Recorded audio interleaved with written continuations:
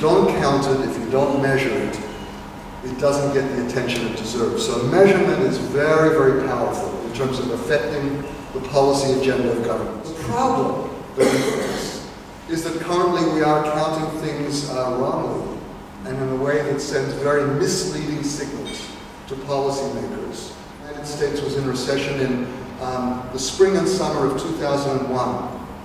So guess what pulled the United States out of recession? War. Spending on war. Very good for the economy, because the more money you spend, doesn't matter what you spend it on, it makes the economy grow. So very misleading to judge well-being and quality of life according to whether the economy is growing. Okay, well I think the first thing to realise is that actually we are part of nature. We are, there is an ecosystem around us. There is only one planet that we all live on.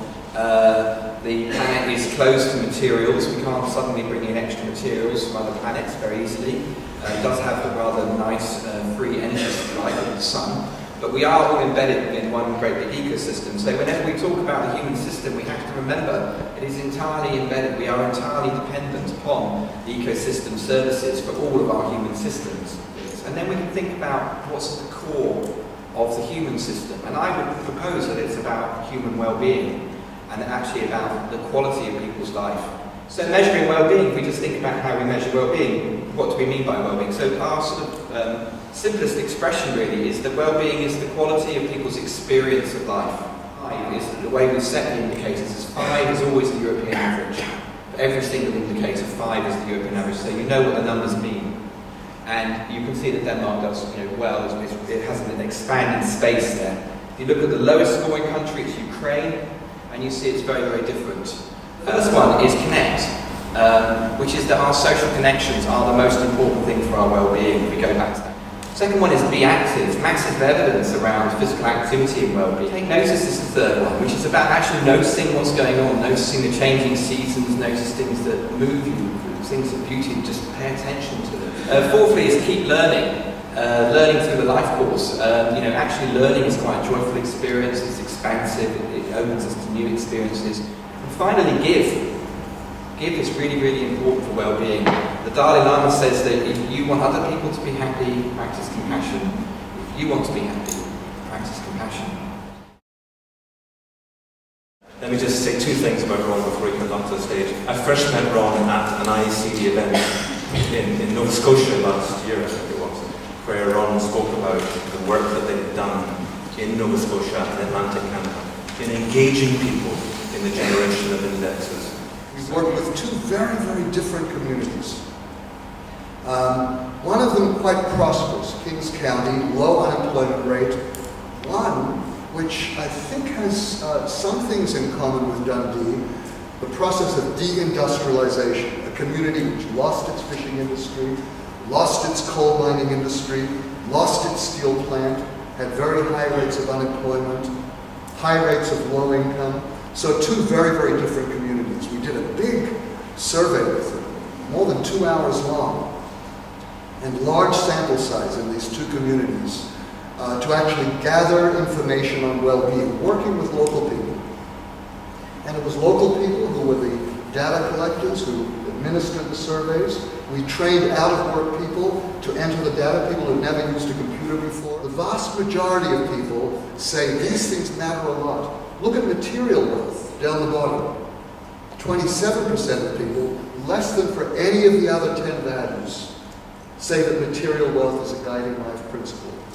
On the material side, financial security is about 3 times more important than material wealth. This is important information for policymakers because it tells us that improving job security, income security, social safety net matters more than the simple buy and sell, Interestingly enough, when we asked exactly the same question to people, how do you think other Canadians feel about this?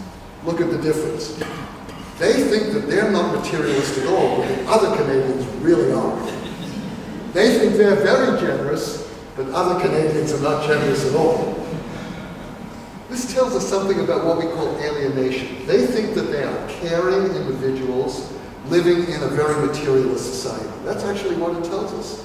Very interesting. interesting. It shows us that our dominant commercial culture doesn't reflect people's true values, but that they feel that their values are out of sync with that of the rest of society. So Kings County is an agricultural area, and I'll never forget this meeting where we had a bunch of farmers sitting down together asking, well, what kind of questions do we want to ask about agriculture and the sustainability of our agriculture? And one of them said, oh, you know, I don't use this chemical stuff anymore. I just fertilize now using manure. And I remember the other farmers saying, how do you do that? What do you do? They started teaching each other about farming methods, sitting around the table while we were constructing a survey. In a way, the results were already happening in the very process. Just the process of doing the survey, just raising the questions, getting people interested in, is actually a mobilization and a learning experience. Do we do it at the neighbourhood level? Do you need to do it at the city level? Or does it need to be a discrete area? Life is experienced right where you are. So you want the scale as close to you as possible, the human scale. I mean, it will matter to your well-being whether your house faces a street or whether it is still in the same postcode on the side streets, to actually how air pollution affects your quality of life. I think it can be done, in my experience, at any level of all, from the smallest, nationally, internationally. I think there's no obstacle. I've never found you know, that there's any issue of scale. I'm very interested to hear about another country, another place that is actually trying to look at all of this. 35 years ago, the King of Bhutan said, as soon as he was crowned, he was still a young man, he said gross national happiness is more important than gross national product.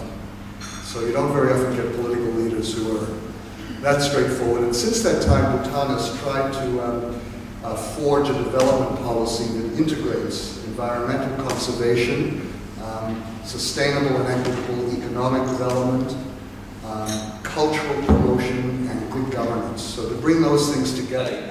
I think that the model of the future is not a planned one, not where you have a target. We were talking about this in the break here. Not where you have a target and you get to it. I think we don't know what the future wants to look like, and we need to stumble forward. And my little heuristic is what it's technically called, was this thing about what you need to do is stumble forward going, is this higher well-being? Is this lower carbon? Higher well-being, lower carbon, higher well-being, lower carbon.